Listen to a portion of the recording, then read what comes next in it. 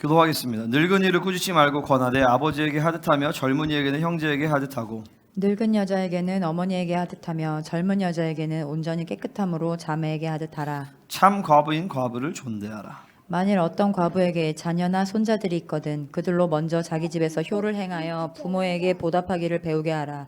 이것이 하나님 앞에 받으실 만한 것이니라. 참 과부로서 외로운 자는 하나님께 소망을 두어 주야로 항상 간구와 기도를 하거니와 향락을 좋아하는 자는 살았으나 죽었느니라. 네가 또한 이것을 명하여 그들로 책망받을 것이 없게 하라. 누구든지 자기 친족 특히 자기 가족을 돌보지 아니하면 믿음을 배반한 자요 불신자보다 더 악한 자니라. 과부로 명부에 올릴 자는 나이가 60이 덜 되지 아니하고 한 남편의 아내였던 자로서 선한 행실에 증거가 있어 혹은 자녀를 양육하며 혹은 나그네를 대접하며 혹은 성도들의 발을 씻으며 혹은 환난 당한 자들을 구제하며 혹은 모든 선한 일을 행한 자라야 할 것이요. 젊은 과부는 올리지 말지니 이는 정욕으로 그리스도를 배반할 때에 시집가고자 하매니 처음 믿음을 저버렸으므로 정죄를 받느니라. 또 그들은 게으름을 익혀 집집으로 돌아다니고 게으를 뿐 아니라 쓸데없는 말을 하며 일을 만들며 마땅히 아니할 말을 하나니 그러므로 젊은이는 시집가서 아이를 낳고 집을 다스리고 대적에게 비방할 기회를 조금도 주지 말기를 원하노라. 이미 사탄에게 돌아간 자들도 있도다. 만일 믿는 여자에게 과부 친척이 있거든 자기가 도와주고 교회가 짐지지 않게 하라. 이는 참 과부를 도와주게 하려 함이라. 잘 다스리는 장로들은 배나 존경할 자로 알되 말씀과 가르침에 수고하는 이들에게는 더욱 그리할 것이니라. 성경에 일렀으되 곡식을 밟아 떠는 소의 입에 망을 씌우지 말라 하였고 또 일꾼이 그 삭슬 받는 것은 마땅하다 하였느니라. 장로에 대한 고발은 두세 증인이 없으면 받지 말 것이요 범죄한 자들을 모든 사람 앞에서 꾸짖어 나머지 사람들로 두려워하게 하라. 하나님과 그리스도 예수와 택하심을 받은 천사들 앞에서 내가 엄히 명하노니 너는 편견이 없이 이것들을 지켜 아무 일도 불공평하게 하지 말며 아무에게나 경솔히 안수하지 말고 다른 사람의 죄에 간섭하지 말며 네 자신을 지켜 정결하게 하라. 이제부터는 물만 마시지 말고 내 위장과 자주 나는 병을 위하여는 포도주를 조금씩 쓰라. 어떤 사람들의 죄는 밝히 드러나 먼저 심판에 나아가고 어떤 사람들의 죄는 그 뒤를 따르나니 이와 같이 선행도 밝히 드러나고 그렇지 아니한 것도 숨길 수 없느니라. 무릇 멍에 아래에 있는 종들은 자기 상전들을 범사에 마땅히 공경할 자로 알지니 이는 하나님의 이름과 교훈으로 비방을 받지 않게 하려 함이라. 같이요. 믿는 상전이 있는 자들은 그 상전을 형제라고 여기지 말고 더 잘 섬기게 하라. 이는 유익을 받는 자들이 믿는 자요 사랑을 받는 자임이라. 너는 이것들을 가르치고 권하라. 아멘. 오늘하고 다음 주에 한번 더 하면 끝나지 않을까. 여러분 디모데전서 하시면서 은혜 많이 받으셨죠? 아멘. 교회의 영광을 보셨어요? 아멘. 나는 너무 은혜를 많이 받았던 책이 디모데전서예요. 우리가 지난 시간에 교회의 5가지 본질적인 그 그림을 보았습니다. 첫 번째는 뭐예요? 첫 번째 뭐야? 얘들아? 첫 번째? 하나님의 집. 두 번째? 세 번째? 네 번째? 다섯 번째? 진짜 총명이 살아났어 애들이 다시. 할렐루야. 박수 한번 쳐줘요. 오케이. 자, 우리 저기 뭐야? 이 5가지 본질적인 그림이 교회 안에서 회복이 돼야 되는 것입니다. 그러면서 이제 오늘 이제 말씀은 뭐냐면은 교회가 하나님의 집인데 그 집이란 것은 바로 이제 가정이라는 뜻이죠. 교회를 가족으로 세우라는 가정으로 거룩한 가정으로 세우라는 것이죠. 오늘 보면 막 늙은이 얘기 나오고 막 과부 얘기 나오고 막 뭐 젊은 과부 얘기 나오고 이런 얘기가 나오는데 이런 얘기의 본질은 뭐냐면 바로 교회가 가족이다라는 것이. 근데 그냥 가족이 아니라 바로 거룩한 가족이기 때문에 이 거룩에 대한 그러니까 거룩에 대한 이 기준들이 막 제시가 되어지는 거예요. 그래서 이제 교회는 하나님이 통치하시다 보면 교회는 어떻게 되냐면 가족이 돼 버립니다. 가족이 된다는 건 뭐야? 이제 식구죠, 식구. 식구는 뭐예요? 같이 밥을 먹는 게 식구예요. 육적으로도 같이 밥을 먹고 초대교회 보면 떡을 떼며 밥을 같이 먹어요. 그리고 사도에게 가르침을 받고 모이기를 힘쓰며 저녁 기도하기를 힘쓴다 그랬어요. 그러니까 계속 같이 모여서 밥도 같이 먹고 말씀을 같이 나누고 그러니까 같이 기도하고 그러다 보니까 자연스럽게 경제 공동체가 되어지고 교육 공동체가 되는 거죠. 같이 모이다 보니까. 그러니까 밥을 같이 먹고 애들도 같이 키우고 일도 같이 하고 하면서 하나님의 나라가 이제 돼버리는 거예요. 그러니까 지금 우리 교회가 이제 그런 모습을 이제 서서히 이제 갖춰가고 있어요. 교회 이제 기업들이 이제 세워지고 있고, 그러면서 교육도 이 안에서 다 이루어지고, 매일 막 모이고, 그냥 이렇게 심심하면 모이는 거예요. 애들도 막 집에 가기 싫어해. 계속 모여서 같이 놀고, 막 예배하고, 밥도 같이 먹고, 이게 이제 교회를 하나님 통치하시는 그런 모습이 이제 나타나게 되어지는 것이. 근데 이제 더 이게 막 점점 활성화되면 이제 병원도 우리 교회 안에 이제 생길 거예요. 의사들이 와서 막 병원도 생기고, 그리고 막 이 안에서 모든 게 다 가능하게끔. 그럴 때 교회는 어떻게 되냐면 성령 충만을 유지하는 것이 쉬워져요. 하나님의 임재를 유지하는 것이 쉬워진다. 왜냐면 외부에 대한 이게 손실이 없기 때문에. 그러면 이렇게 생각할 수 있죠. 그러면 교회가 너무 자기들끼리 세상의 빛과 소금이 아니고 교회의 빛과 소금이 되는 게 아닌가. 그렇게 하다 보면 이제 빛이 퍼지게 돼 있어요. 이제 자연스럽게. 그러니까 중요한 건 뭐냐면 농도 문제거든요. 근데 이제 이 시대 교회의 문제는 뭐냐면요. 농도가 너무 약해. 빛이라고 하는데 빛이 약한 거야. 소금이 약해. 그러니까 세상에 나가도 영향이 없어. 농도가 강해져서 그 다음에 세상에 탁탁 나가줄 때 막 쪼개지고 이게 부서지는 역사들이 일어나는데, 이게 교회가 하나님의 나라가 안 되다 보니까 그런 역사들이 안 일어나게 된다는 거죠.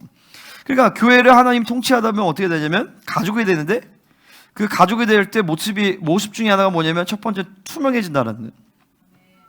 두 번째로는 모든 사람이 교회를 중심으로 움직이게 돼요.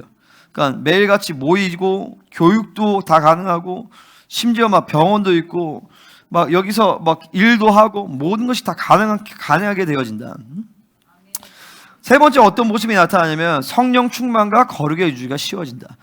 교회를 하나님이 통치하기 시작하시면서 하나님이 교회를 가족으로 만들어갈 때 투명해지고 모든 사람이 교회를 중심으로 이루어지고 성령 충만과 거룩의 유지가 쉬워진다라는 것이죠. 아멘. 그러니까 본질적으로 교회가 하나님의 어떤 가족이 될 때 10만 명, 20만 명 모이는 교회가 그런 가정이 될 수 있을까요? 없을까요? 그게 쉽지가 않죠. 가능하지 않아요. 그럼 교회는 무조건 작아야 되는가? 그것은 얘기하는 건 아니지만 최소한 한 사람의 담임 목회자가 모든 성도들의 이름을 알고 모든 성도들의 영적인 상태를 알고 중보해 줄 수 있는 그런 영적인 관계는 돼야 된다는 것이죠. 아멘. 그러니까 지난번에 얘기했지만 하나님의 가정이라고 할 때 제일 중요한 건 아버지예요. 하나님의 아버지시고 교회 안에서의 영적인 나비인 목회자가 제일 중요한데, 그 목회를 통해서 하나님의 말씀이 진리가 선포되어지고 하나님의 통치가 이루어질 때 그 교회가 하나님의 가족이 될 수 있는 거예요. 그러니까 한 교회 담임 목회자가 10만 명의 성도들을 어떻게 이름을 다 알겠어요? 어떻게 이름을 다 알고 그들의 모든 영적인 상태와 모든 것들을 고려하면서 어떻게 중보해 줄 수 있냐라는 거죠. 가능하지 않다라는 것이죠. 그러니까 지금 우리 교회는 이게 돼요. 그러니까 앞으로 이제 성도들이 많아져도 그 사이즈를 넘어갈 수 없어요. 그러니까 1000명, 2000명이 될 수 있다? 나는 그렇게 생각하지 않아요. 많아봐야 한 300명 정도 되지 않을까? 그럼 내 영적인 사이즈가 더 커져야 되겠죠. 근데 지금 상태에서는 한 50명 정도면 지금, 그러니까 내가 또 성장해야 되고 이제 그 기도의 분량이 더 많아져야 되겠죠. 근데 지금은 그러니까 사이즈가 중요한 게 아니라 그 교회가 거룩하면 하나님은 그 거룩한 교회에서 뭐든지 다 만들어 갈 수 있어요. 아멘입니까? 나는 그렇게 지금은 이제 믿어져요. 뭐냐면 교회의 능력의 한계가 없고 지혜의 한계가 없고 자원의 한계가 없다. 할렐루야. 이게 교회의 본질이거든요. 나는 우리 사이즈와 관계없이 나는 이것을 믿습니다. 하나님이 원하시면 그렇게 가능하다. 그러니까 우리에게 중요한 건 사이즈가 문제가 아니라 거룩의 문제고, 더 온전하게 하나 되어지고 하나님의 가족이 되지 않은 것이 우리에게 문제인 거죠. 근데 지금 막 거의 우리 교회가 막 거의 다 가족으로 지금 쫙 들어오고 있어. 아주 너무 좋아요. 요즘에 이제 나는 교회 문제가 없다라고 봐. 물론 있지만 내 전체적으로 봤을 때는 우리 교회는 문제가 없어. 문제가. 그냥 다 지금 이제 만지심에 있어서 드러나는 과정이지 문제가 없다. 왜냐면 교회가 딱 진리 아래서 한 성령과 한 진리 안에서 딱 지금 흐름이 가고 있기 때문에. 그러니까 이제 지금 막 스피드가 막 계속 빨라질 것이에요. 할렐루야. 아멘. 자, 필연적으로 교회는 생명 공동체이기 때문에 이 가족 공동체가 될 수밖에 없다라는 것이죠. 그런 맥락에서 우리는 5장을 봐야 된다. 자, 한마디로 교회를 가족 공동체로 이끌어 가라는 것이죠. 그러니까 가족이 아니라면 한 사람이 아파. 그 사람에 대해서 모두가 우리 전면적으로 막 이렇게 애쓸 필요가 없어요. 우리가 막 얼마 전에도 우리 양현준 사역할 때 한 사람의 사역하기 위해서 막 전교인이 다 매달리잖아요. 가족이니까 그게 되는 거예요. 그게 아니라면 필연적으로 교회는요 성도를 수단화돼 버려요. 수단화됐단 말이에요. 그러니까 한 사람을 위해서 죽어지는 것이 가능하지 않다. 그리고 막 모든 걸 고려해야 되죠. 이 사람의 어떤 지금 경제적인 상태나 영적인 것들과 모든 걸 우리는 다 고려를 해요. 그러니까 이게 가족이 아니라면 그렇게 할 필요가 없다라는 것이죠. 주일에 그냥 예배 한번 드리고 가면 돼요. 그러니까 예전에도 있었던 사람들 가운데서 있다가 이제 나가신 분들의 특징 공통점이 뭐냐면 다 그런 건 아니지만은 투명하지 않았다는 거예요. 내가 계속 투명한 것을 요구했는데 결국에는 숨기고 감추었어. 그리고 나중에 보니까 지금 보니까 이제 그것들이 내가 이제 내가 몰랐던 얘기도 이제 들리고 투명하지 않았다는 거예요. 그 영역 가운데서 계속적으로 영적 손실이 일어나고 원수에게 틈이 벌어지니까 그 영역에서 하나님 앞에 오픈해야 하나님이 역사하실 수 있는데 그것을 자기가 숨기고 있는 영역들이 있으니까 그 영역 가운데서 원수에게 공격을 대박 받은 거예요. 그러니까 자꾸 적그리스도 공격 받으니까 목사님 뭐만 얘기하면 탁 터버리니까 사실은 거기서 나간 거예요. 근데 본질은 그들이 가족되지 않았다. 왜 가족되지 않느냐? 이 진리를 온전하게 받아들이면 나를 오픈하게 돼 있어요. 나를 오픈하고 투명해지는데 그게 안 되니까 결국에는 계속 그 틈에서 원수들이 역사할 수밖에 없다는 것이죠. 그러니까 우리는 이거 굉장히 중시해요. 우리가 아니라 하나님의 말씀이 성경의 초대교회가 그것을 굉장히 중시합니다. 뭐냐면 투명해야 된다. 그리고 진리에 목숨 걸어야 된다. 진리가 받아들일 때 내 안에서 그 어떤 것도 오픈하지 않으면 돼. 그 오픈하지 않으면 그 영역 가운데서 내가 괴롭단 말이에요. 그래서 순종하든지 아니면 거절하든지. 거절하면 그 영역에서 내 영이 죽게 돼 있어요. 그러니까 이게 진리를 가졌다라는 것이 진리를 선포한다라는 것이 어마어마하게 중요한 문제예요. 그러니까 이전에도 우리 교회 우리 이제 목사님이 하실 때 나 같은 성도들은 다시 만나도 별로 그렇게 어려움이 없어요.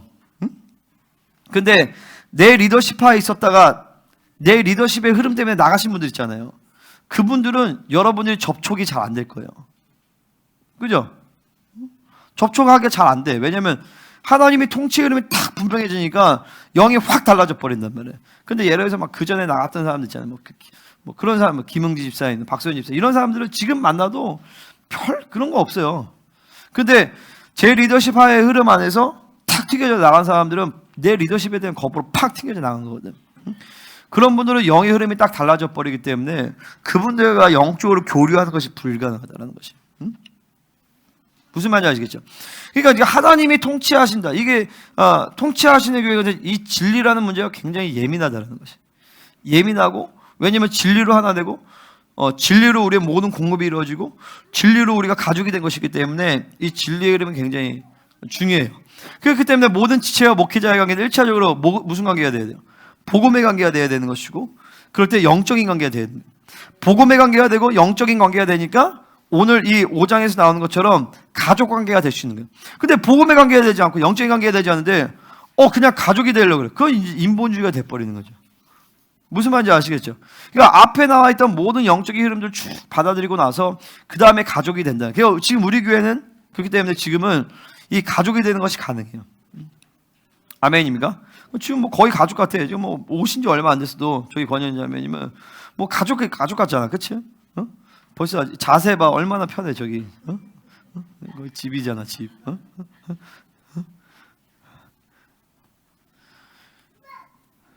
그렇기 때문에 그 머리 대신 그래요.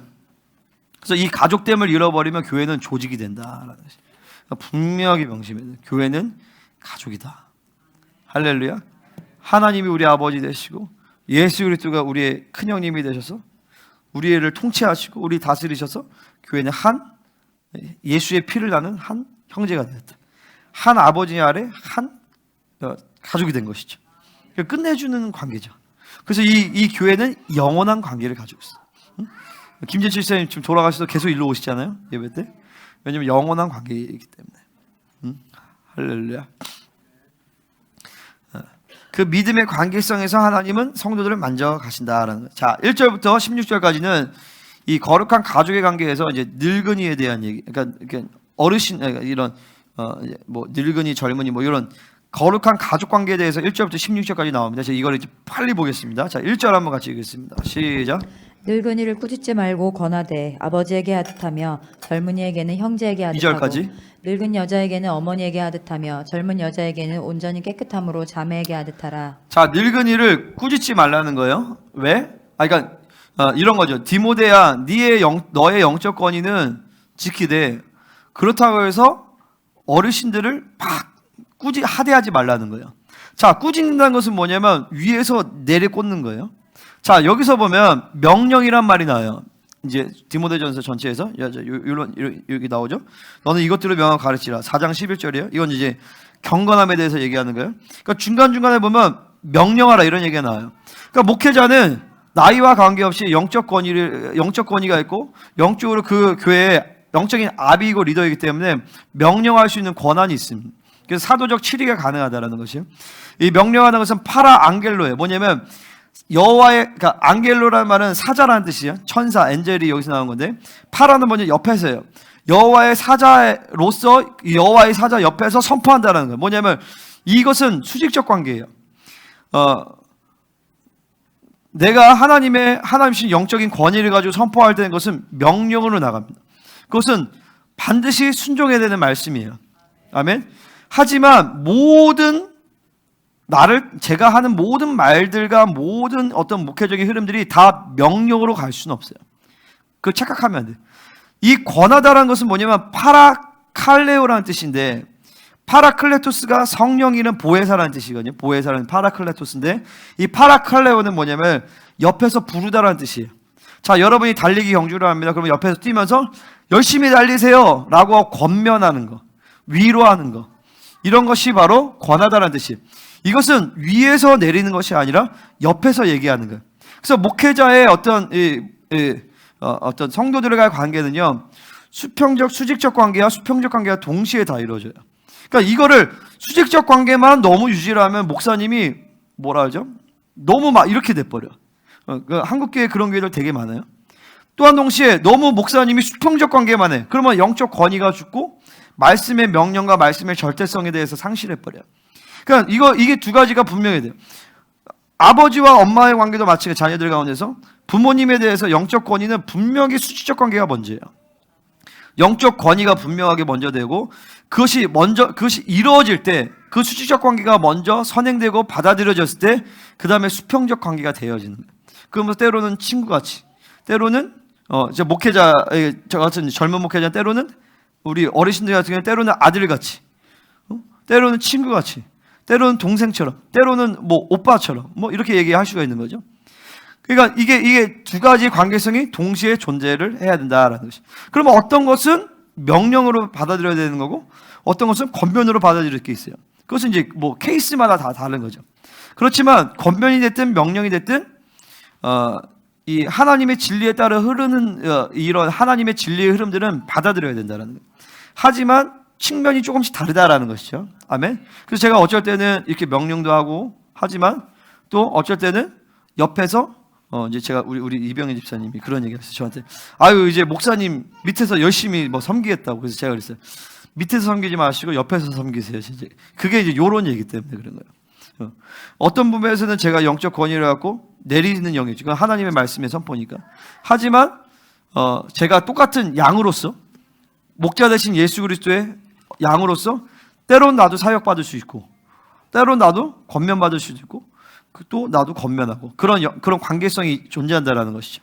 그러니까 특별히 이제 디모데는 나이가 어리기 때문에 어르신들에 대해서 공경하고 잘 대하라는 것이죠. 자, 늙은이를 꾸짖지 말고 권면하듯, 아버지에게 하듯 권면하라는 것이죠. 자, 젊은이에게는 형제에게 하듯 하고 라고 했을 때 이 하듯이 권하대에 다 연결이 되어지는 거예요. 자, 옆에서 위로하라는 것이죠. 형제에게 하듯 젊은이에게. 그러니까 우리 같은 경우는 이제 뭐 우리 김동민 집사님이나 이희경 집사님 저런 분들에게는 형제에게 하듯 권면하라는 것이고, 우리 자매들 같은 경우에는 이제 늙은 여자 좀 그렇지만 우리 김연희 가사는 어머니에게 하듯 하고, 젊은 여자 우리 딸은 이제 우리 3, 40대까지 50대는 늙은 여자예요. 죄송해요. 어쨌든 하게는 온전히 깨끗함으로, 뭐냐면 음란으로 하지 말고, 이 권면을 하다 보면 이게 자기의 어떤 육적인 어떤 음란으로 충분히 할 수 있거든요. 그렇게 하지 말고 자매에게 하듯 깨끗하게 하라는 것이죠. 이게 다 무슨 얘기야? 다 영적인 관계가 되고 복음의 관계가 되니까 가족 관계 안에서 그렇게 지체들을 대하라는 것이죠. 아멘. 자, 5장 3절 이제 과부에 대한 얘기가 나요. 이 가족 관계에 있어서 지금 에베소 공동체 가운데서 아주 중요한 이슈가 이 과부에 대한 문제예요. 자, 한번 보겠습니다. 5장 3절 시작. 참 과부인 과부를 존대하라. 자, 그래서 나는 이거를요, 내가 이제 원어를 보니까 참 과부, 거짓 과부, 나는 이렇게 있는 줄 알았어요. 근데 여기서 말하는 참 과부는 뭐냐면은 진짜 과부라는 뜻이에요. 그러니까 성경에서 과부는 뭐냐면 아무도 도와줄 수 없는 사람이에요. 아무도 그를 도와줄 수 없고, 뭐라죠? 그러니까 자신을 부양해 줄 수 없어. 그러니까 누군가 도움을 받아야지만 살 수 있는 존재거든요. 그러니까 여기서 5장 3절에서 말하는 참 과부는 뭐냐면 정말 아무도 도와줄 수 없는 과부를 얘기를 해요. 근데 그 과부를 존대하라는 것이죠. 자, 존대하라는 건 뭐냐면 공동체가 먹여 살리라는 뜻이에요. 그 지체의 귀함을 보고 먹여 살리라는 것인데, 자, 근데 4절에서 보면 만약 어떤 과부에게 자녀나 손자들이 있거든 그들로 먼저 자기 집에서 효를 행하여 부모에게 보답하기를 배우게 하라. 이것이 하나님 받으실 만한 것이니라. 여기서 말한 4절에 해당되는 과부는 3절의 참과부가 아니에요. 그러니까 참과부는 이렇게 완전히 절실하게 자기를 부양해 줄 수 있는 자녀나 친척들도 없는 과부를 얘기를 하는 것이에요. 아멘. 그 중에서 거룩하고 정결하여서 교회에 완전히 헌신된 자들을 먹여 살리라는 것이죠. 자, 4절에 해당되는 과부가 거룩할 수도 있고 거룩하지 않을 수도 있어요. 그죠?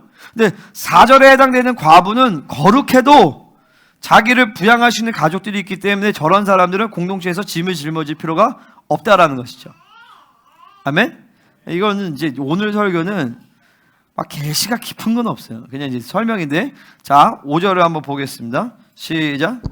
참 과부로서 외로운 자는 하나님께 소망을 두어 주야로 항상 간구와 기도를 하거니와. 자, 그 참 과부 중에서 어떤 과부냐면, 자, 여기서 이제 번역이 아주 개떡같이 됐어요. 자, 외로운 자는 하면은 여러분 어떤 마음의 상태를 얘기하죠. 그죠? 근데 원어에서는 외로운 자가 아니라 홀로 남겨진 자는 이런 뜻이에요. 그러니까 상태적인 측면이 상황적 측면이지 마음적인 측면이 아니에요. 참 과부인데 참 과부로서 완전히 이제 혼자 된 사람, 자녀도 없고 주변에 친척들도 없어, 돌봐줄 친척들도 없어. 근데 그 사람인데 하나님께 소망을 두어서 주여로 항상 기도와 간구를 하는 사람이에요. 그러니까 이제 그런 얘기가 있어요. 그 유대인 유대인 여자가 홀로코스트 때 4명의 아이들과 남편을 다 죽여버렸어. 다 이제 잃어버렸어. 그랬더니 그 사람이 하는 말이 뭐냐면은 하나님 감사합니다. 이제 내가 당신만을 사랑할 수 있게 되었습니다. 그런 과부예요. 이런 게 뭐냐면 다른 거에 대한 전혀 관심감이 없고 오로지 하나님께만 소망을 두어서 주야로 항상 기도와 간구를 하는 자가 참 과부인 것입니다. 근데 이게 과부뿐만 아니라 우리 교회 이게 이제 어르신들이 마찬가지예요. 이 어르신들은 계속 하나님께만 소망을 두고 주야로 항상 기도와 간구를 하셔야 되는 거예요.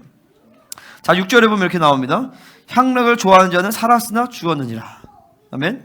자, 향락을 좋아한다라는 말이 원어로 아주 기가 막힌 단어예요. 자, 어떤 뜻이냐면 이 단어는 두 가지 뜻이 있어요. 하나는 뭐냐면 사치스러운 삶을 살다. 두 번째는 뭐냐면 이 남자 저 남자 만나고 다니다라는 뜻이에요.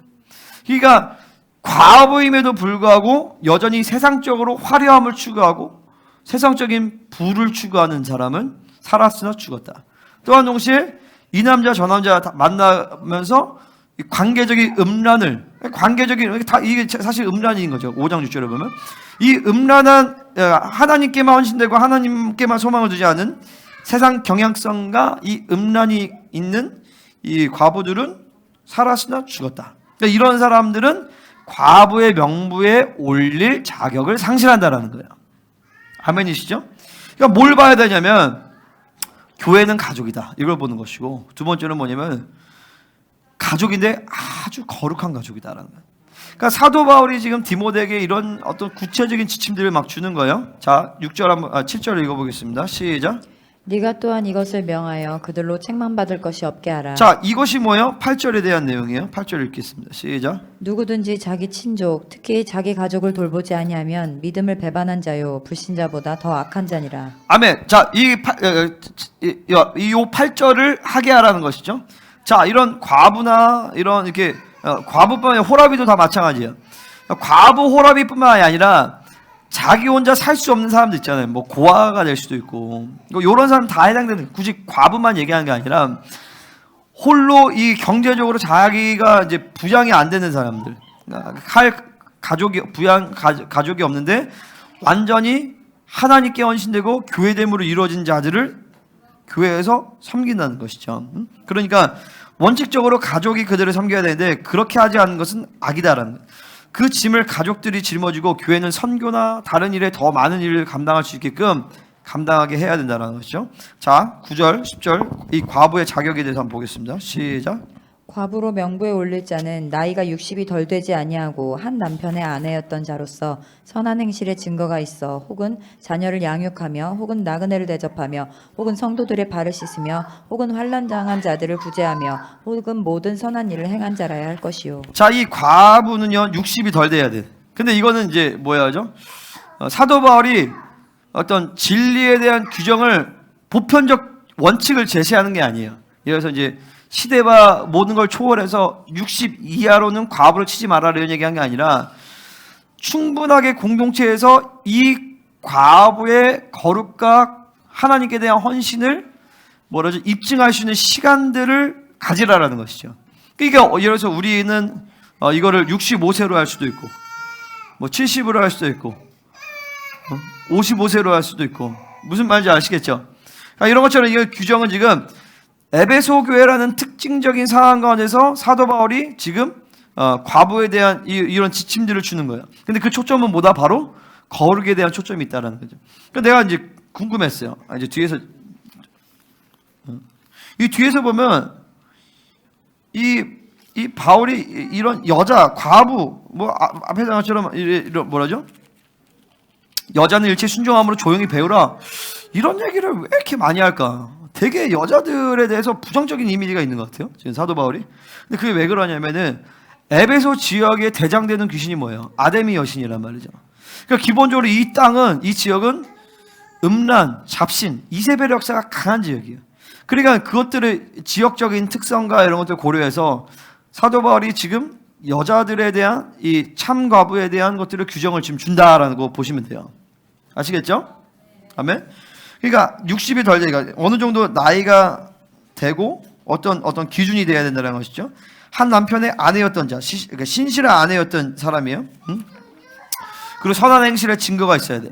자녀를 양육하거나, 그러니까 자녀를 그냥 양육하는 게 아니라 자녀를 거룩하게 양육하는. 나그네를 대접했다는 건 뭐냐면 그 당시에 순회 전도자들을 잘 영접한 것이에요.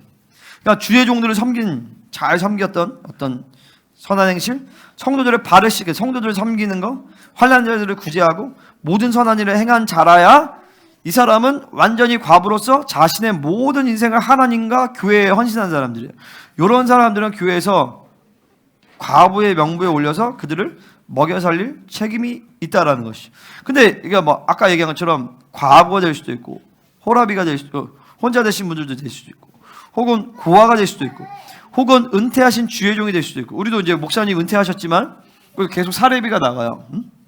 사례비 나오고 이런 것들 뭐냐면 가족이기 때문에 계속 그분들이 살아갈 수 있는 것들을 이제 마련을 해준단 말이죠. 그러니까 이런 것들이 참 그래요.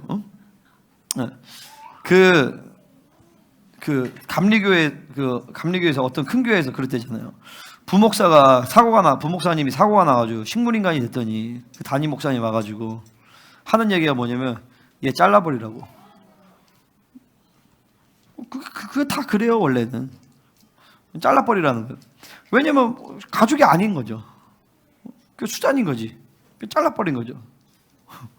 책임을 안 져요. 그리고 지금 은퇴하신 목사님들의 문제가 뭐예요?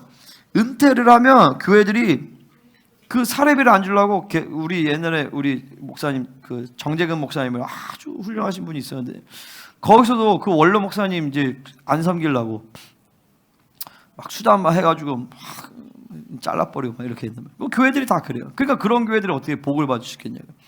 그러니까 뭐 어쨌든 계속 사실 수 있도록 그거를 해야 된다, 해줘야 된단 말이죠. 아멘입니까? 그럼 교회가 재정이 많이 필요할 거 아니에요? 그러니까 하나님이 통치하시면 그것을 다 감당하게 하시는 거예요. 아멘입니까? 그러니까 이제 지금 우리가 이제 애들 학교도 월 35만 원, 그 3기면 25만 원. 그 지금 다 25만 원씩 내. 이거 가능하지 않아요. 내가 이런 얘기하면 다른 학교 하는 사람들 얘기하면 그 어떻게 운영이 되냐? 근데 우리 잘 먹거든요. 그죠, 세지사님? 잘 먹고 최고의 영어 교육을 받으며 할렐루야, 최고의 신앙 교육을 받아요. 아멘. 물론 다른 과목들은 아직 안 들어왔지만 이거는 하나님이 통치하시면 하나님이 하게 하실 거예요. 요즘에 또 창조과학 수업까지 또 들어왔어. 창조과학. 이 세계관 수업이 어마어마하게 중요하거든요. 근데 이게 어떻게 그런 재정으로 돌아가느냐? 하나님 통치하시기 때문에 가능한 거예요. 하나님 통치하시니까. 자, 여기 11절 읽어보겠습니다. 시작.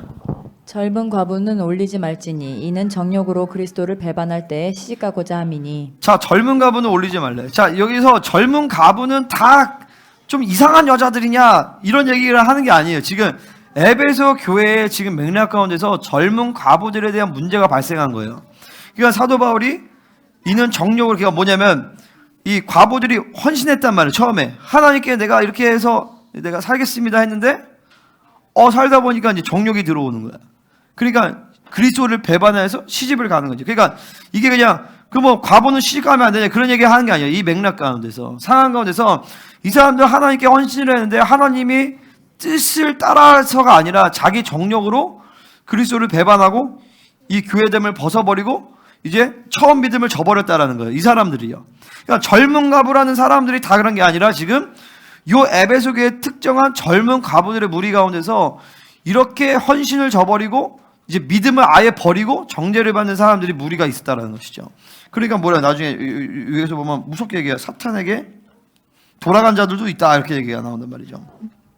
15절에서 보면 그러니까 결국엔 뭐냐면 다 거룩에 대한 문제. 그러니까 이런 젊은 과부에 대한 이런 문제가 발생했기 때문에 에베소 교회 가운데서 그래서 사도 바울이 이것들 지침들 딱 정해주면서 이제 이런 문제가 발생하지 않도록 장치를 미연에 방지를 하는 거죠. 이제 문제들을. 그러니까 우리도 마찬가지예요. 우리도 이런 규칙들이 있어요. 예를 들어서 이런 거죠. 우리는 이제 아이들에게 핸드폰을 안 줘요. 그죠? 휴대폰 다 뺏었어. 다 뺏었어. 우리 건트리오도 다 뺏었나? 뺏었어요? 훌륭해. TV를 안 봐요. TV를 두는 건 돼. 근데 TV를 보면 안 돼. 무슨 말인지 알죠? 설교나 이런 거는 봐도 되지만 TV를 철수시켜야 돼. 그리고 뭐냐면 자매들은 무릎 위로 올라오는 거, 자매들뿐만 아니라 형제들도 마찬가지야. 운동복이나 수영복을 제외해서 무릎 위로 올라오는 것을 입지 말라고 해요. 그리고 레깅스나 민소매, 망사, 야한 거 이런 거 입으면 안 돼. 그리고 우리 10대들은 연애 금지야. 얘들아 알고 있지? 알고 있지? 연애 금지야. 알고 있었어 니네도? 관심 없어? 유아야 연애 금지야. 알았지? 별로 관심 있는 애도 없지 교회에. 너무 수준이.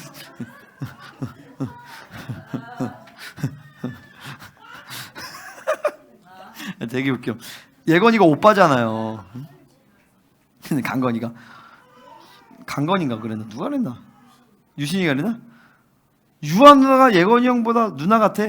강예건이.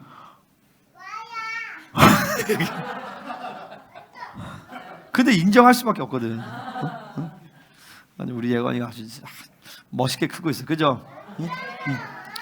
위로 한마디 해준 거야. 멋있게 크고 있어.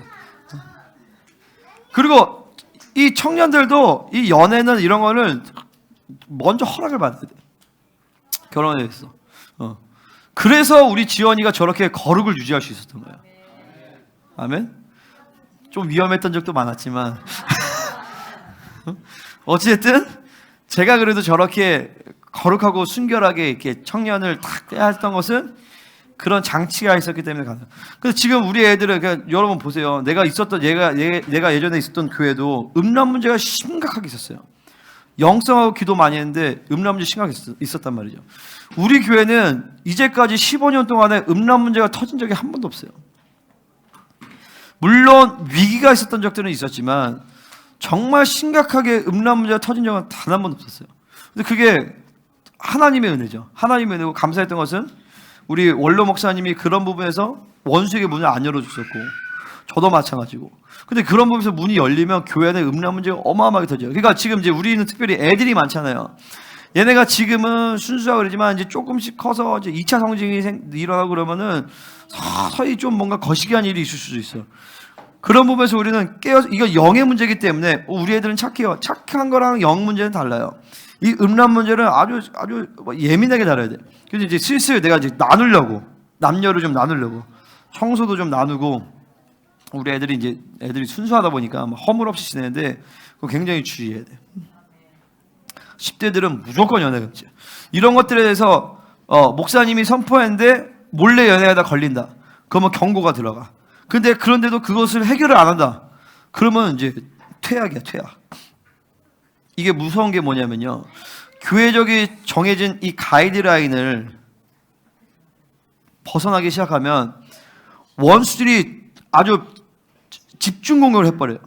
그럼 급속도로 망가져버려요. 그러니까 이런 게 두려운 거예요. 하나님, 이 거룩의 바운더리, 우리 여기 있다가 나간 애들도 보세요, 지금.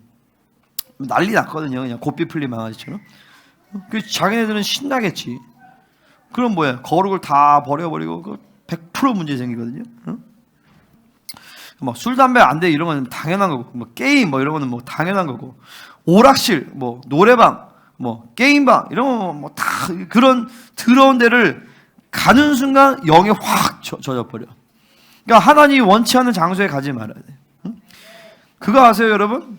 한국 남자들 중에서 교회 다니는 사람들 관계없이 다 술집 다니고 아가씨 다 나오는 그런 데 다 가요. 아세요? 그런 데 다 가요. 우리는 그런 데 가면 출교시켜버립니다, 진짜로. 예전에 실제로 그런 데 다니는 분이 우리 교회에 왔던 적이 있어요. 근데 계속 선포했어요. 결국에는 본인이 나가 떨어져 버려요. 그 거룩을 감당할 수가 없어. 거룩은 아무에게도 주는 것이 아니에요. 그리고 거룩하지 않은데 거룩이 주어지면 그 사람은 죽습니다. 그러니까 그 거룩을 감당하기 위해서는 필연적으로 세상을 포기하고 버려야 돼요. 아멘. 그렇죠? 그 레깅스 이런 것도 조심해야 돼요. 레깅스를 입으면 엉덩이까지 덮는 위에 옷을 입으세요. 아시겠죠?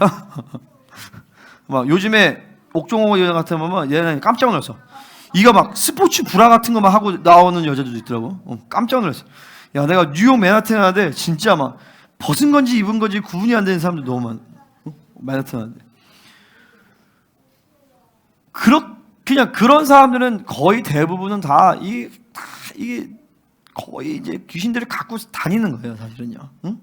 대부분 다. 영이라는 것이 굉장히 예민해요. 내가 지나가도 그렇지 않아요? 성령 충만하면 괜찮은데 상태가 안 좋으면 탁 짧은 거나 딱 보면 즉각 영향을 받아버려. 그 즉각 회개하지면 벌써 음란이 탁 틈타버려요. 영이라는 게 그렇게 예민해. 엄청나게 예민해. 그러니까 얼마 전에 우리 유신이가 나한테 와가지고 목사님 그 뭐 봐도 되냐고 물어봤지? 미니언즈 봐도 돼요? 그래서 내가 안 된다 그랬어. 왜냐면 교회의 의지야. 그런 것들을 목사님이 된다라고 하면 얘네들한테 세상에 대한 문이 확 열려져 버리는데 몰래 볼지언정. 몰래 보라는 얘기 아니야. 몰래 볼지 아닌데 목사님이 안 된다고 얘기하지. 내가 어떻게 해? 보지 마. 근데 내가 어떤 부분에서 탁 허용하고 열어져 버리면 세상에 대한 문이 확 열어져 버려요. 예전에 있었던 분들 중에서도 그랬어요. TV 치워라. 죽어도 안 치워. 수년 동안 안 치웠어. 결국엔 끝까지 안 치웠어. 세상적 경향성, 게임 이런 거 말도 없이 그냥 다 해. 그러면서 어떻게 신앙생활을 해? 어떻게 성장을 해? 성장이 안 되죠. 그리고 애들도 야 가요 듣지 말아라. 멀쩡히 카톡에 프로필 뮤직에 가요를 틀어놔. 근데 다 가요 애들의 가사가 다 음란한 가사들이야. 100% 문제 생기죠. 그런 것들을 목회자가 선포했는데 이거를 계속 불순종하게 거역한다. 그러면 원수들의 역사가 몇 배로 가중돼서 들어오게 돼 있어요. 그러니까 이것을 사실 감당 못해요. 그러니까 거룩이 안 되니까 분리돼 버린 거예요. 하나님의 교회의 거룩의 분량이 늘 충분해서 영향을 외부로 보낼 수 있어야 되는데 반대로 그 영향이 적어가지고 막 내부로 들어오기 시작하면 이제 작살나는 거예요. 그러니까 목회자가 할 일은 별로 없어요. 계속 하나님과 관계하면서 그 통치를 받아들이는 건데 해야 될 일 중에 하나가 뭐냐면 계속 받아들이는 것이고 하나님의 통치를 받아 흘려보내는 것이고 또 두 번째는 뭐냐면 거룩을 손실하는 그 요소들을 보고 그것들에 대해서 조치를 취해야 돼요. 굉장히 중요해. 그게요. 굉장히 중요해. 그런 것들만 차단이 되면 이제는 교회는 거룩의 이 분량이 계속적으로 커지게 돼 있어요. 자, 5장 12절 처음 읽었죠? 자, 13절 같이 읽겠습니다. 시작. 또 그들은 게으름을 익혀 집집으로 돌아다니고 게으를 뿐 아니라 쓸데없는 말을 하며 일을 만들며 마땅히 아니할 말을 하느니. 자, 더군다나 이 사람들 또 게으르기까지. 뭐냐면 이제 사역을 안 해보고, 그러니까 뭐죠? 일을 안 하면서 교회에서 이게 과부다 보니까 막 사역한답시고 하면서 교회로부터 이제 지원을 받았나 봐요. 성도들이 뭐 좀 도와줬나 봐요. 그러니까 여기서 게으름이 익힌 거야. 자기가 부양하는 게 아니라 집집마다 돌아다니면서 막 이게 막 얻는 걸로 사는 거죠. 그러면서 쓸데없는 말을 하고 일을 만든다. 일을 만든다는 것이 뭐냐면 오지랖을 떨다라는 뜻이에요. 원어적으로는. 진짜 그 단어예요. 오지랖을 떨고 그리고 마땅히 아니할 말들을 하고 다니면서 괜히 성도들을 이간시키고 참견하면서 분탕질을 한 거죠. 그러니까 그러면 그럴 바에는 차라리 시집가라라는 거예요. 그러니까 시집가라는 게 나쁜 게 아니에요. 근데 요런 특정 사람들의 무리가 에베소 교회한테 문제를 일으켰기 때문에 그러면 그냥 시집가서 아이를 낳고 집을 다스린다는 말은 뭐냐면은 집안일을 하다라는 뜻이에요. keep a house, keeping household거든요. 그러니까 집안일 하면서 남편의 권위 아래 순복하라라는 것이. 남편의 권위 아래 순복해서 다시 질서 아래 들어가라는 것이지 이 자꾸 질서 아래 돌아다니는 여자들이 에베소 교회에 많았던 거예요. 왜냐하면 지역적 차원에서 이세벨과 음란 잡신의 역사가 강했기 때문에 이렇게 얘기하는 거예요. 아시겠죠? 이거를 보편적으로 적용할 수 없어요. 아시겠죠? 아멘. 자, 15절 같이 읽겠습니다. 이미 사탄에게 돌아간 자들도 있도다. 15절이 그 얘기인가? 자, 여기서 이런 얘기 할게요. 자, 젊은이는 시집을 가서 아이를 낳고 여기서 말하는 이제 과부를 얘기하는 것이죠. 과부. 자, 고린도전서 7장을 한번 봐볼게요. 이 결혼과 관련해서 고린도전서 7장 한번 좀 볼 필요가 있어요. 금요일에 막 우리 아줌마 아저씨들이랑 막 부부관계 막 얘기가 나는데 막 다들 신나가지고 막 이제 나중에 한번 요런 얘기도 한번 하긴 해야 되는데 7장에서 그런 얘기가 나와요. 자, 음행을 피하기 위하여 남자마다 자기 아내를 두고 여자마다 자기 남편을 두라. 그러니까 고린도 교회도 음란 문제가 심각했기 때문에 요런 얘기가 나오는 거죠. 자, 심지어 막 여기는 음란 문제가 교회 안에서 터졌단 말이에요. 남편은 그 아내에 대한 의무를 하고 성적인 의무를 얘기하는 거예요.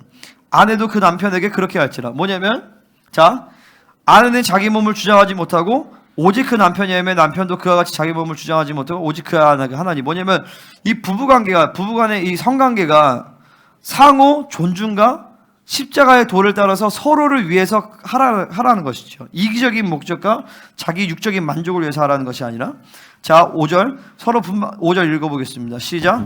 서로 분방하지 말라. 다만 기도할 틈을 얻기 위하여 합의상 얼마 동안은 하되 다시 합하라. 이는 너희가 절제 못함으로 말미암아 사탄이 너희를 시험하지 못하게 하려 함이라. 자 보세요. 서로 분방하지 말래. 근데 기도할 틈을 얻기 위하여 합의상 얼마 동안을 하래요. 이거 누가 지금 이렇게 하고 있어요? 내가 그렇게 하고 있죠. 분방은 안 하지만 기도하려고 내가 이제 여기서 자는 거예요. 하지만 계속 분방하지 말라는 거예요. 그러니까 우리는 그걸 이제 잘했어요. 그래서 이제 넷째가 생겼어요. 자, 그래서 절제하지 못함으로 말미암아 사탄이 뭐냐면 너무 계속 이 관계를 하는 것도 그것도 절제하지 못하는 거고 너무 분방하는 것도 절제하지 못한다는. 그러니까 적당하게 하는 적당하게. 기도하기 위해서 때로는 절제할 필요도 있고, 하지만 또 너무 분명하면 이 절제를 자신의 성욕을 절제하지 못하니까 또 음란이 특할 수 있다라는 거예요. 그러나 내가 이 말을 함은 허락이 아니요 명령은 아니니라. 자, 수직적 관계에서 선포하는 것이 아니라 수평적 관계에서 얘기한다라는 거예요. 권한다라는 것이죠. 나는 모든 사람이 나아가기를 원하노라. 독신에 대해서 얘기하는 거예요. 자, 8절 8절 읽어보겠습니다. 시작. 내가 결혼하지 아니한 자들과 과부들에게 이르노니 나와 같이 그냥 지내는 것이 좋으니라. 자, 이거는 처녀들과 과부들. 자, 우리 여기 해당되는 거는 이 지원밖에 없어요. 자, 과부들에게 이르는 나와 같이 그냥 지내는 것이 좋으니라. 야, 그냥 지원아, 그냥 지내는 것이 좋대. 만일 절제할 수 없거든 결혼하래. 정욕이 불같이 타는 것보다 결혼하는 것이 나으니라. 결혼할래? 그냥 있을래? 아, 왜 그래 또? 시집가. 자, 결혼한 자들에게 내가 명하노니 명하는 자는 내가 아니요 주시라. 자, 이거는 주님이 명령하시는 거예요. 여자는 남편에게서 갈라서지 말라는, 이혼하지 말라는 것이죠. 만약에 갈라섰으면 그대로 지내든지 아니면 다시 그 남편과 화합하든지 하라는 것이. 남편도 아내를 버리지 말라. 자, 보세요. 이혼했다라면 다시 그놈이랑 다시 합하든지, 아니면 그냥 있든지, 그 외의 재혼에 대해서 성경에서는 얘기를 안 해요. 그러면 그 외의 재혼에 대해서는 불가한 것인가? 자, 결혼에 대한 문제는 굉장히 예민한 문제예요. 만약에 공동체가 모두가 다 설득될 수 있게끔 하나님이 인도하심이 분명해서 그렇게 재혼을 한다면 가능해요. 그렇지 않다면 안 하는 것이 원칙이에요. 그 남편과 합하든지 아니면 홀로 있든지. 무슨 말인지 아시겠죠? 자, 고멜과 호세아는 율법적으로 원칙적으로는 결혼이 불가능한 존재예요. 왜냐하면 선지자이기 때문에 거룩한 여인과 결혼해야 되거든요. 근데 하나님은 음란한 여인과 결혼하게 만들었어요. 그것은 하나님의 특별한 계시가 있을 때 가능해요. 근데 마찬가지로 이혼에 대해서도, 이거 지금 남미나 이런 우리나라도 굉장히 많아요. 내가 아는 목사님 사모님도 서로 그냥 이혼해서 그냥 재혼해 버렸어. 근데 목회가 안 돼. 내가 봤을 때 목회가 될 수 있는 구조가 아니야. 왜냐면 두 사람 다 해결할 게 너무 많은데 그냥 재혼을 해버렸어요. 근데 이런 모든 것이 다 해결되어지고 하나님의 인도하심 가운데서 만약에 재혼을 할 수도 있어요. 하지만 하나님의 역사하심에 대해서 공동체가 다 맞습니다. 저것은 하나님이 하신 것입니다라고 그렇게 돼야 돼. 그렇지 않고 한다라면 그것에서 분명히 또 원수들에게 고리를 걸어줄 거예요. 근데 그것은 이런 이혼과 재혼뿐만이 아니라 사실 모든 결혼이 마찬가지예요. 내가 결혼할 때도 여러분 아시다시피 내가 결혼할 때 내 결혼에 대한 확증을 대여섯 명이 받았어요. 우리 교회에서.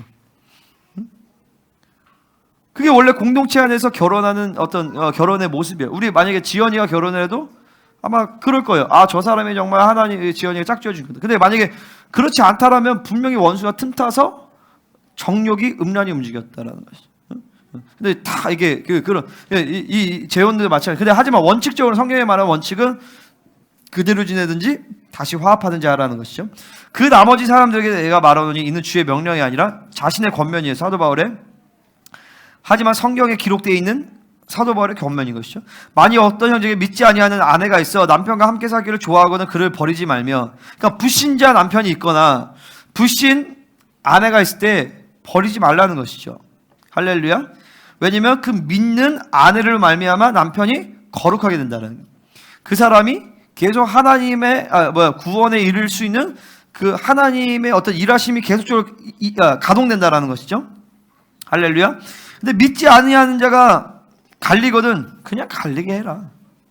믿지 않는 자들이 그러지면 상관없다. 하지만 그러나 하나님은 화평 중에서 너희를 부르셨느냐. 그러니까 하지 말라라는 거예요. 믿지 않는 사람들도 되도록 이혼하게 하지 말라라는 것이죠. 아내된 자여 네가 남편을 구원하는지 어찌할 수 있으며 남편된 자여 내가 내 아내를 구원하는지 어찌할 수 있으며 오직 주께서 쭉 나오면서 이제 나온다는.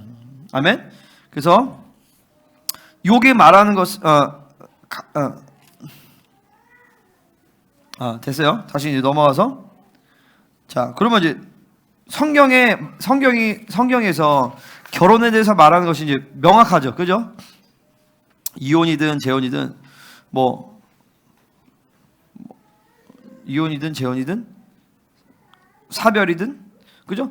과부는 다시 결혼해야 돼요, 새로운 사람과. 하지만 이혼에 대해서 하나님이 이렇게 얘기하셨어요. 하지만 그것을 뛰어넘는 하나님이 역사에 일어날 때는 공동체 가운데서 하나님이 그것에 대해서 설득을 해주셔야 된다. 아멘. 그리고 결혼에 대해서도 되도록 이혼하지 말아라. 하지만 어떻게든 갈렸다라면 뭐 이런 조치를 하나님 말씀하시는 거죠. 그러니까 어쨌든 중요한 건 이거예요. 뭐냐면은 여러분의 상황이 어떤지와는 관계없이 하나님이 통치하시면 여러분의 가정은 온전한 하나님의 나라가 될 수 있다는 것이. 할렐루야. 이게 중요해요. 온전한 하나님의 나라가 된다.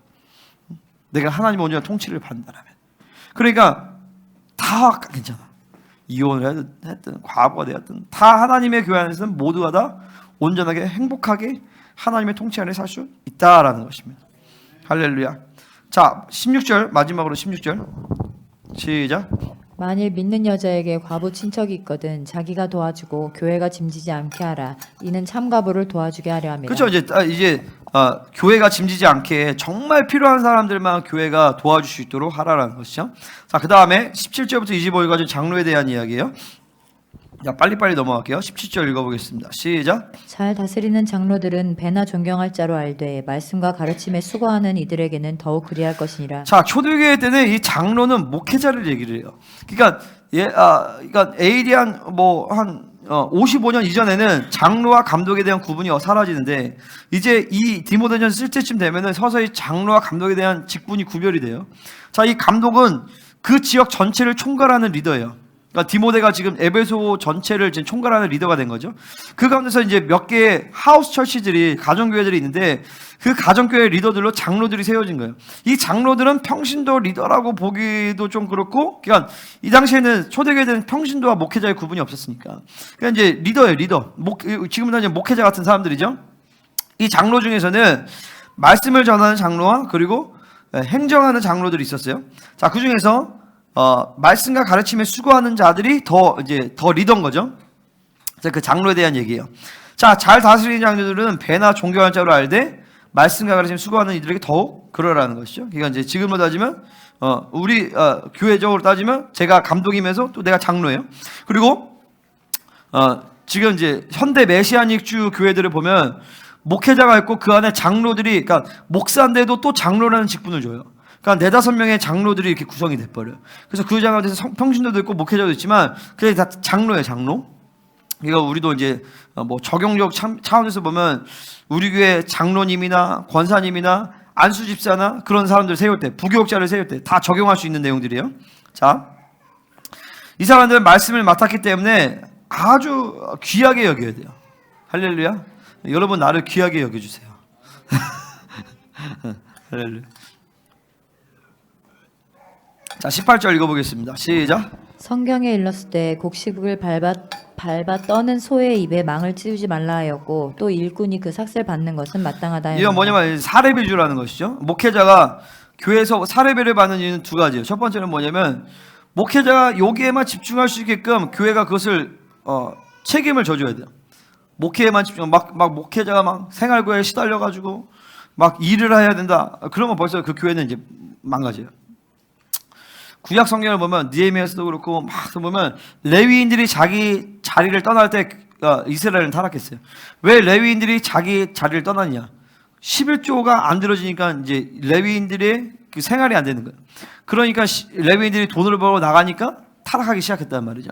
그런 것처럼 두 가지 이유인데 목회자가 그것에만 점령할 수 있도록 교회에서 조치를 취해줘야 되는 것이고, 두 번째로는 그렇지 않다 할지라도 하나님의 종은 하나님이 책임지세요.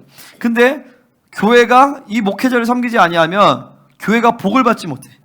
그러니까 교회가 복을 받기 위해서도 목회자를 섬겨야 되는 것이. 이 두 가지 이유 때문에 목회자는 사례비를 받습니다. 우리 교회의 목회자 사례비는 누가 결정한 줄 아세요? 내가 결정해요. 내가 얼마 받을지 내가 결정해요. 네. 그래요. 혹시나 궁금하실 것 같아서요. 근데 지금 몇 년째 동결이에요. 우리 목사님이 야 올려야 되잖아요. 아니야, 동결해요. 동결. 지금 교회가 어려우니까. 내가 알아서 결정해요. 그런 것들. 그러면 여러분들 그러세요. 아니 목사님 그러면 안 됩니다. 올리셔야 됩니다. 이제 그렇게 하셔야 된다는 거예요. 아시겠죠? 그래도 내 마음대로 해요, 사실은. 자, 어쨌든 이게 왜냐면 우린 또 이제 애들 때문에 나라에서 받는 돈이 많아가지고 그렇게 받아도 괜찮은데, 어쨌든 애가 이제 또 나오니까 이제 또 받게 생겼네 이제. 그게 사례비보다 많아요. 애들은 받는 게. 근데 어쨌든 여러분들이 그렇고요. 그러니까 뭐냐면 나는 우리 목사님이 나한테 야 이제 사례비 올려야 돼. 근데 내가 몇 번을 아니 괜찮아 이렇게 내가 했었어요. 근데 그게 사실은 그래야 돼요. 성도들은 목사님을 더 이렇게 해드려야 되고, 목회자는 아니에요 괜찮습니다 계속 그래야 되는, 그게 되는 교회예요. 근데 이제 반대가 되면 이제 그 교회 골치 아프죠. 대부분은 반대예요. 대부분 내가 우리 원로 목사님 사례비도 내가 이렇게 정했는데 뭐 아니야 똑같이 받을 수 없어. 본인들이 깎으셨어요. 그래서 본인들이 깎으신 거예요. 더 받아야 된다 이게 아니라 본인들이 깎으셨어요. 근데 생활할 수 있게끔은 해드려야 돼요. 그리고 가능하면 풍성하게 해드려야 되는 거예요. 맞죠? 그리고 목회자는 뭐 해도 여러분 아는 사람 알겠지만 내가 거의 올해 들어서 매달 헌금한 것이 100만 원이 넘어요. 제가 한 달에. 내가 한 달 사례비가 180만 원이거든요. 무슨 말인지 아시겠죠? 100만 원이 넘게 돼야 돼 매달 헌금. 그러니까 목회자가 이 재정적인 부분에서 이렇게 자신이 없으면 벌써 교회는 안 되는 거예요. 그러니까 계속 그런 관계성이 재정적에서 투명해야 되고, 또 성도들은 더 해드리기 원하고, 목회자는 더 그것을 또 이제 포기하기를 원하고, 또 그런 흐름에 따라서 계속 또 이제 이 선순환이 돼야 되는 것이죠. 자, 여기서 이제 19절부터 이제 문제가 발생해요. 자, 19절 읽어보겠습니다. 시작. 장로에 대한 고발은 두세 증인이 없으면 받지 말 것이요. 왜 장로에 대한 고발 문제가 갑자기 나왔는가? 이것도 발생될 수 있는 문제가 야기되고 있든지, 혹은 이미 문제가 발생했든지 둘 중에 하나예요. 자, 디모데는 나이가 어려요. 그리고 디모데는 지금 이제 에베소 교회의 이 특정한 어떤 컨텍스트 가운데 있어요. 그래서 장로들 가운데서 범죄한 것이 드러나게 되어지면 어떻게 처리할지에 대해서 이제 얘기해 주는 거예요. 자, 장로에 대한 고발은 두세 증인이 없으면 받지 말 것이야. 목회자나 리더에 대해서 어떤 혐의가 생겼다. 그러면 두세 증인이 없으면 받지 말라. 아주 객관적으로 밝혀야 된다는 것이죠. 그리고 이것이 밝혀졌다라면 쉬쉬하지 말고 모든 사람 앞에서 꾸짖으라는 것이에요. 그리고 나머지 사람들 두려워하게 하라는 것이죠. 자, 특별히 목회자에 있어서 가장 중요한 문제는 뭐냐면, 가장 어떤 이슈가 될 수 있는 문제는 뭐냐면 음란 문제예요. 대부분 음란 문제나 탐욕에 대한 부분들이에요. 재정 문제인데, 특별히 에베소 교회 컨텍스트상 음란 문제가 아주 중요해요. 특별히 이제 우리나라는 음란 문제 때문에 날아간 목사님들이 많아요. 막 소위 이제 3, 40대 막 잘 나가고 멋있게 생긴 목사님들이 막 엄청나게 막 하다가 음란 문제 한번 딱 쓰러져서 나가 떨어지는 사람들이 많거든요.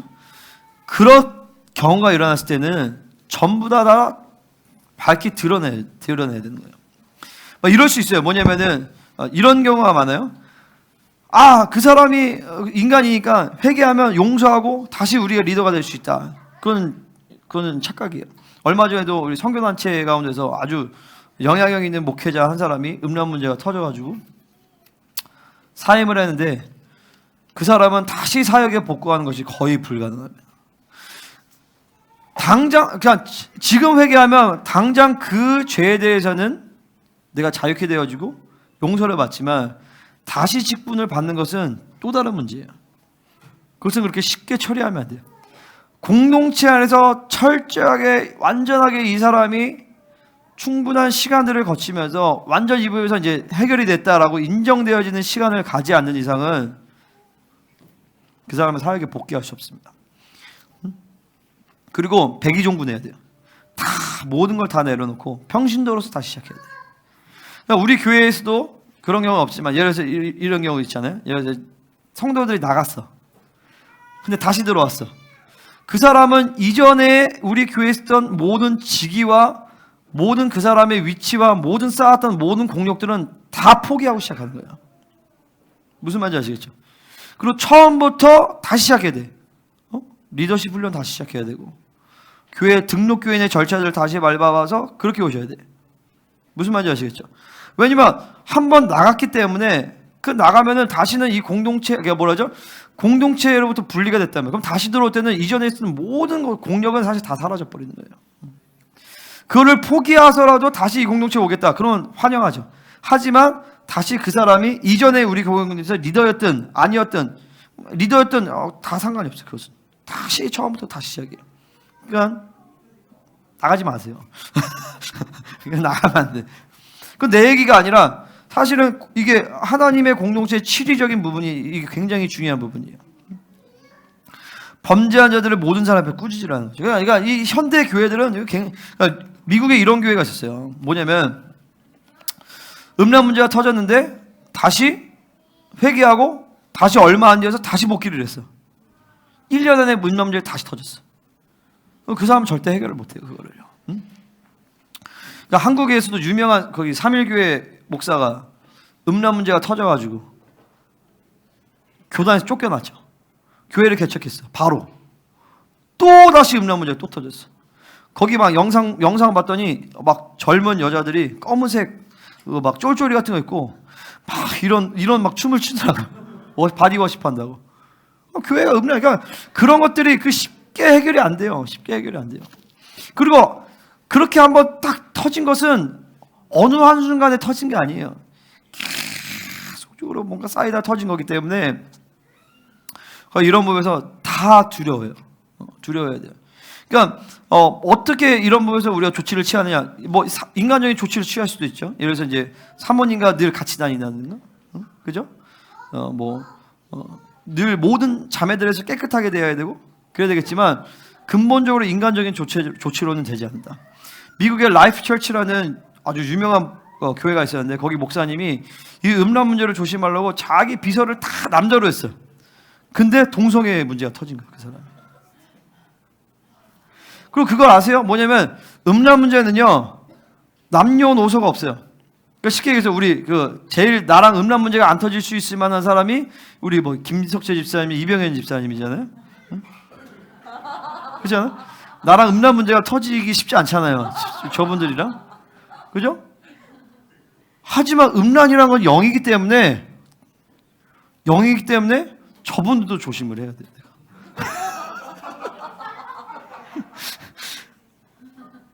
음란의 무서운 게 뭐냐면요. 내 자녀들에 대해서도 음란으로 관계할 수가 있어요. 응? 지금 우리 애들도 막 애들 이뻐가지고 막 서로 좋아하고 막 서로 안아주고 하지만 우리 아이들이 이뻐하는 것도 음란으로 좋아할 수 있다라는 거야. 그게 한번 확 보이기 시작하면 이제 정신 없어요. 이게 음란은 그래서 남녀노소가 없어. 심지어 사물에 대해서도 그럴 수 있어. 개에 대해서도 요즘 반려견이라고 해가지고 개들 뭐 반려견이 어딨어? 그냥 개지. 이 개들에 대해서 막 사랑한답시고 개에 대해서 음란으로 개를 사랑할 수 있어요. 응? 이런 것들 다 조심해야 돼요. 5장 21절. 자, 다시 여기서. 그러면 어떻게 이 음란의 문제 조치를 취하느냐?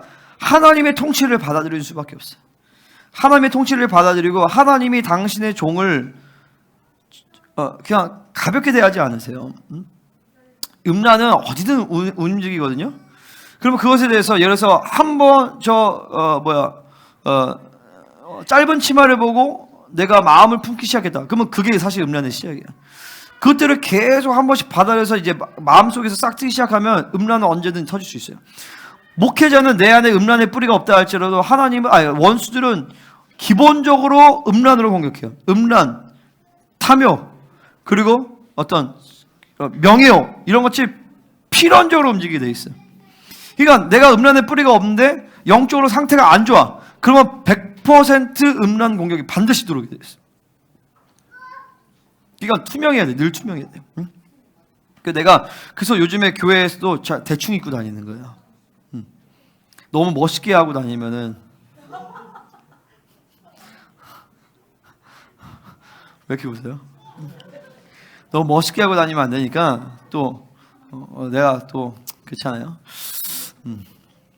내가 4년 전 사진이랑 지금 사진 우리 어제 보여주니까 권현자님이 목사님 격변하셨다 그러더라고요. 완전 꽃미남이었는데 내가 아저씨가 돼가지고. 근데 그것도 난 한편으로 감사해요. 왜냐면 음란 공격이 내가 엄청 심했어요 원래. 알잖아요. 그 김동민 있어요. 그렇잖아요. 우리 음란 공격 엄청 심했잖아요. 결혼하고 이제 확 죽었지. 자 어쨌든 자 5장 21절 자 하나님과 그리스도 예수와 택하심을 받은 천사들 자 하나님과 그리스도 예수와 택하심을 받은 천사들 앞에서 내가 엄히 명하노니 이거 하늘의 총회를 얘기해요. 하늘의 총회 가운데서 자 그 대표성을 사도 바울이 이제 엄히 명령하는 거예요. 이거는요. 너는 편견이 없이 이것들을 지켜 아무도 불공평하게 하지 말아라. 장로들에 대한 치리에 대해서 야 너랑 친하니까 너랑 측근이니까 혹은 너네 가족이니까 그렇게 편애하거나 편파 판정을 하지 말고 얄짤없이 아주 객관적으로 엄하게 다뤄야 된다는 것이죠. 나는 이런 부분에서 나도 그래요. 다 좋고 사랑하고 하지만 어떤 죄에 대한 부분이나 진리에 대한 부분에서는 나는 타협 안 해요. 진리에 대한 부분은 타협하지 않습니다. 목회자에 대한 이 문제는 정확하게 판단해야 된다는 것이죠. 목회자는 평신도와 기준이 다르기 때문에 회개했다 할지라도 다시 사역에 복귀하는 것은 또 다른 문제. 22절 가시겠습니다. 시작. 아무에게나 경솔히 안수하지 말고 다른 사람의 죄에 간섭하지 말며 네 자신을 지켜 정결하게 하라. 자, 경솔히 안수하지 말라는 건 뭐냐면 장로를 세우는 안수를 말하는 거예요. 그리고 일단은 기본적으로 모든 안수를 다 성령의 인도하심을 따라 해야겠죠. 근데 이제 장로뿐만 아니라 막 권사, 안수 집사 모든 직분에 대해서는 경솔하게 하지 말고 정확하게 성령의 인도하심을 따라 해야 된다라는 거예요. 자, 그럴 때 만약에 경솔히 안수하게 되면 어떻게 되냐면 다른 사람의 죄에 간섭하게 된다는 거예요. 그 사람의 죄로 인하여서 목회자가 더러워진다. 목회자뿐만 교회가 더러워진다. 그러니까 이게 굉장히 중요해요. 그러니까 그래서 직분을 세우는 것이 그냥 마냥 좋은 게 아니야. 철저하게 하나님의 인도하심과 그 사람의 자격에 대해서 공동체가 이제 인정이 돼야 돼요. 그리고 왜냐면 그 사람의 어떤 특정한 죄가 이 사람이 이런 자명한 죄들 있잖아요. 자명한 죄가 대해 안수를 쫙 줘버리면 음란이 공동체 전체로 싹 퍼지게 돼버려요. 그러면 이제 골치 아파요. 그러니까 네 자신을 지켜 정결하게 하라는 거죠. 뭐냐면 하나님의 통치의 흐름들을 분명하게 해서 이 안수를 세우고 리더를 세우는 것에서 아주 예민하게 하라는 거예요. 자, 23절 읽겠습니다. 시작. 이제부터는 물만 마시지 말고 네 위장과 자주 나는 병을 위하여는 포도주를 조금씩 쓰라. 나는 이게 왜 꼈는가 이게 내가 궁금했어요. 물론 이제 이거는 디모데의 어떤 건강 관리를 얘기한 거예요. 그러니까 이제 목회자는 이 몸이 아주 목회자뿐만 아니라 다 맞아요. 우리가 몸이 성전이잖아요. 그리고 이 영성은 이게 육체의 관리 아주 밀접해요. 그렇기 때문에 기도라는 또 작업이 막 몇 시간 동안 해야 되기 때문에 육체가 뒷받침을 해줘야 돼. 그래서 운동을 해줘야 돼. 반드시 운동도 해주고 영양제도 채우고. 그건 이제 목사뿐만 아니래요. 여러분 다 운동하시고 좋은 영양제도 드시고 좋은 음식 드시고 아멘. 그리고 막 이렇게 몸을 풀어주고 막 이렇게 좀 그런 것들을 해줘야 돼요. 근데 여기서 왜 장로에 대한 이 범죄나 이런 것들 얘기를 하면서 24조도 어떤 사람들 죄는 밝히 드러나 이것도 똑같은 맥락이거든요. 장로들의 죄를 밝히는 영역에 대한 측면이에요. 23절에 왜 이런 얘기를 하느냐? 왜 지금 디모데는 아픈가? 바로 요 문제 가운데서 디모데가 공격을 받은 거예요. 그래서 지금 위장에 문제가 생긴 거예요. 그러니까 사도 바울이 지금 다이렉트로 디모데에게 야, 너 그거 잘못했다라고 얘기하기보다도 네 육체를 관리를 잘 해줘야 되는데 이 경솔하게 안수하는 것들과 그 리더들에 대해 세우는 부분들에 대해서 그것이 무관하지 않다라는 거죠. 그 실제로 잘못된 리더를 세우면 목회자 병듭니다. 왜냐면 거기서 오는 스트레스가 어마어마해요. 어마어마하고 보세요. 여기서 음란이나 이 대적하는 사람을 리더로 세웠다. 그러면 대적하는 사람이 세워지면 전체적인 적그리스도형의 공격을 받아요. 그러면은 이 영적 건강에 문제가 생겨요. 그러면은 목회자도 그렇고 교회적으로도 그렇고 성도들 가운데서 이 건강상의 문제가 분명히 생기게 돼 있어요.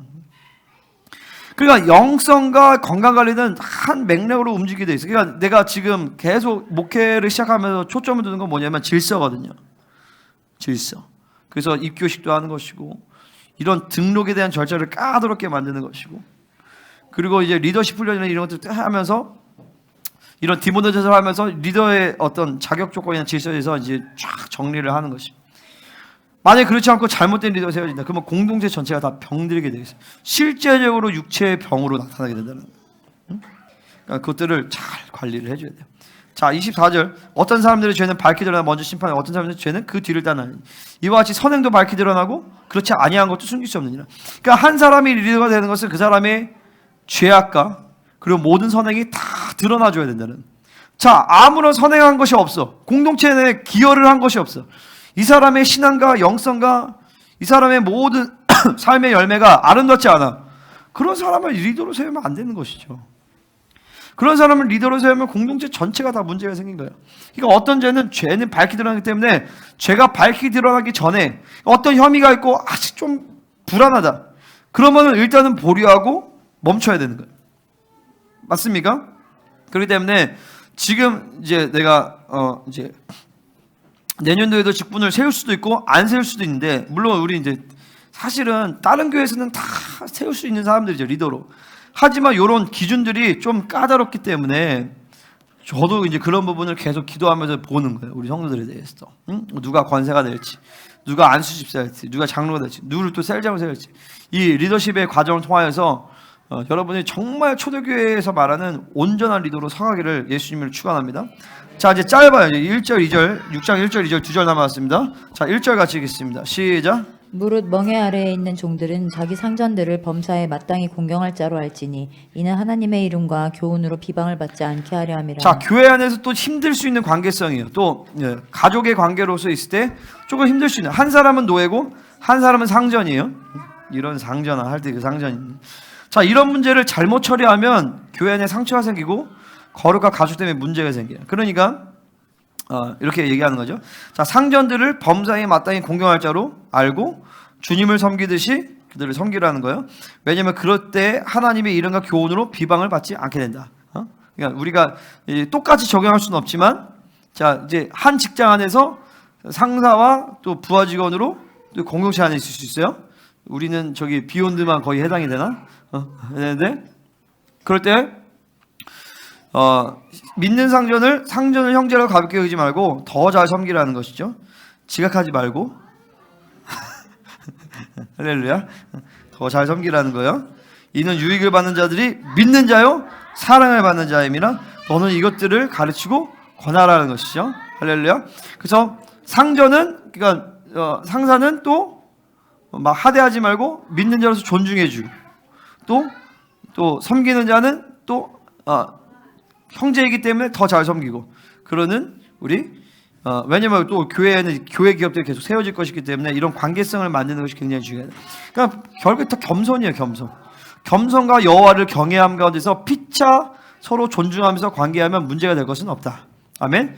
자, 그래서 이제 오늘 말씀은 끝이에요. 그래서 결국의 핵심은 뭐냐? 바로 교회는 거룩한 가족관계다. 이 교회에서 거룩의 훼손에 굉장히 우리는 민감해야 되고, 자, 제가 아까 얘기한 막 무릎 위로 올라오는 거 입지 말고 막 TV 없애고 막 휴대폰 없애고 이런 것은요 율법이 아닙니다. 거룩을 위한 최선의 조치들이에요. 규정이란 말이죠. 이것들을 가볍게 생각하시면 안 돼요. 가볍게 생각한 사람들은 다 나가 떨어져 버렸어요. 그리고 그것을 가볍게 생각한 사람들은 100% 원수에게 문을 확 열어줘 버립니다. 절대 가볍게 생각하지 마세요. 응? 내가 아주 그냥 그 때문에 아주 속이 썩었어요. 예전에 진짜로 속이 썩었어요. 여러분 모르겠지만 내가 스트레스 엄청나게 많이 받았어요. 응? 왜 내가 선포하는 것이 아니라 하나님의 말씀 선포를 왜 듣지 않느냐? 사도 바울이 하나님의 명령을 선포하기도 하지만 하나님의 사도 바울에게 권위를 허락하셔서 사도 바울에게 어떤 규정을 허락하신 것도 있어요. 60세 이상 막 이런 거 있잖아요. 주가 명령하기 전에 내가 명령하다 이런 것도 있잖아요. 마찬가지로 하나님이 나를 공동체 리더로 세웠기 때문에 어떤 규정에 대해서 하나님 인정하신 영역들이 있는데 그것들에서 계속 불순종하면서 내가 막 환장하는 거죠, 막. 그래서 내가 이 초기에 막 강하게 밀어붙였던 거예요. 그렇게 하면 나가야 된다, 교회를. 그러니까 나가는 거예요. 근데 사실은 나는 속을 썩었어요. 몇 년을 썩었어요, 사실은요. 그러니까 뭘 먹어야 돼? 포도주를 먹어야 되는 거예요. 그러니까 내가 보기엔 디모데가 다 그래서 지금 위장이 썩어서 그런 것 같아요. 할렐루야. 그러니까 나는 지금 우리 너무 좋아, 교회가. 딱 진리에 막 목숨과 말씀 사모하고 갈망하고 가정동에 딱 되어서 서로가 서로 책임지고 막 한 사람이 막 힘들고 무너지고 막 해서 막 거룩에 서시는데 막 다 득달같이 달려들어서 막 살려내는 거예요. 응? 아멘. 살려내고 막 힘들어진 상황이 됐다. 뭐 그럴 리는 없겠지만 만약에 우리 막 김정일 권사님만 혼자 되셨다. 그러면 안 되겠지만 그러면은 이 참 과부로서 우리가 또 이렇게 그러면 안 되겠죠, 그죠? 그렇다라는 거예요. 예를 들어서 그렇게 자, 그래서 우리가 이 하나님의 통치 아래 교회가 있어야 된다. 아멘. 우리 같이 기도하겠습니다.